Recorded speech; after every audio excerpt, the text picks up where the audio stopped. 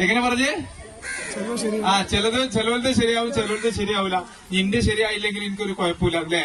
അപ്പൊ നമ്മൾ മത്സരിക്കും, പരമാവധി എന്തിനാ ജയിക്കാനാണ് മത്സരിക്കല്ലേ? മത്സരിച്ച് തോറ്റാലോ ഒരു കുഴപ്പമില്ല, നമുക്ക് അടുത്ത വർഷം വീണ്ടും മത്സരിച്ച് നമ്മൾ ഗോൾഡ് മെഡൽ വേണം അല്ലെ, ഒന്നാം സ്ഥാനം നേടും അല്ലേ? നിങ്ങൾ റെഡിയാണോ? ആണോ? ഇന്ന് കുറച്ചാളെ റെഡിയുള്ളൂ. എല്ലാരും റെഡിയാണോ?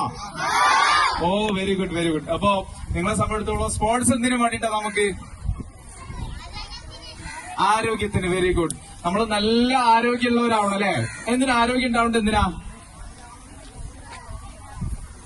നമുക്ക് നല്ല എണീറ്റ് ഓടി നടക്കണ്ടേ? നമുക്ക് ജോലിക്ക് പോണ്ടേ? കല്യാണം കഴിക്കണ്ടേ? ഇത്ര ചെറുപ്പത്തിലോ? നമ്മളെ രക്ഷിതാക്കൾ നമ്മളെ സ്വപ്നം കാണുന്നുണ്ടല്ലേ? കിനാവ് കാണുന്നുണ്ട്. നമ്മൾ പഠിച്ച് വലിയ കുട്ടിയായി, കുറച്ചുകൂടി വലിയായി നമ്മളൊരു കല്യാണം കഴിക്കണമെങ്കിൽ നമ്മള് നല്ല ആരോഗ്യമുള്ള മക്കളാവണം. ആരോഗ്യമുള്ള മക്കളാവണമെങ്കിൽ എന്ത് വേണം? സ്പോർട്സും കൂടെ കൂടണം. സ്പോർട്സ് മാത്രം പോരാ, നന്നായി ഭക്ഷണം കഴിക്കണം, നന്നായി ഉറങ്ങണം, നന്നായി ഓടാനും ചാടാനും നമുക്ക് കപ്പാസിറ്റി ഉണ്ടാവണം. അതിന് ഇങ്ങനെയുള്ള സ്പോർട്സ് ഉപകാരപ്പെടും. ഇപ്പൊ ഞാൻ പറഞ്ഞില്ലേ, നേരത്തെ പറഞ്ഞില്ലേ, നിങ്ങളെ പോലെ ഓടി നടന്ന ഒരു കാലം ഓർമ്മയുണ്ട്. പക്ഷെ ഞാൻ ഇപ്പോഴും നിങ്ങളെ പോലെ ഓടുന്നുണ്ട്.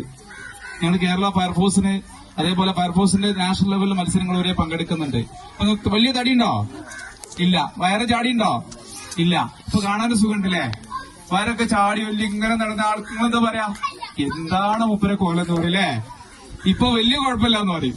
അടിച്ചുപൊളിയില്ലെങ്കിലും വലിയ കുഴപ്പമില്ല. അപ്പൊ നമ്മളെപ്പോഴും ആരോഗ്യത്തോടെ ഇരുന്നാൽ നമ്മുടെ മനസ്സ് സ്ട്രോങ് ആവും. പരീക്ഷ തോറ്റ സങ്കടം ഉണ്ടാവുണ്ടോ? കുറച്ചൊക്കെ വേണം അല്ലെ? ഇല്ലെങ്കിൽ അടുത്ത കൊല്ലം പിരിഞ്ഞു തോൽക്കും. കുറച്ച് സങ്കടം ഉണ്ടായിട്ട്, എന്നാൽ തോറ്റോട് ഒരു പരീക്ഷ തോറ്റ എന്തെങ്കിലും സംഭവിക്കോ? ഒരു ചുക്കും സംഭവിക്കൂല അല്ലെ?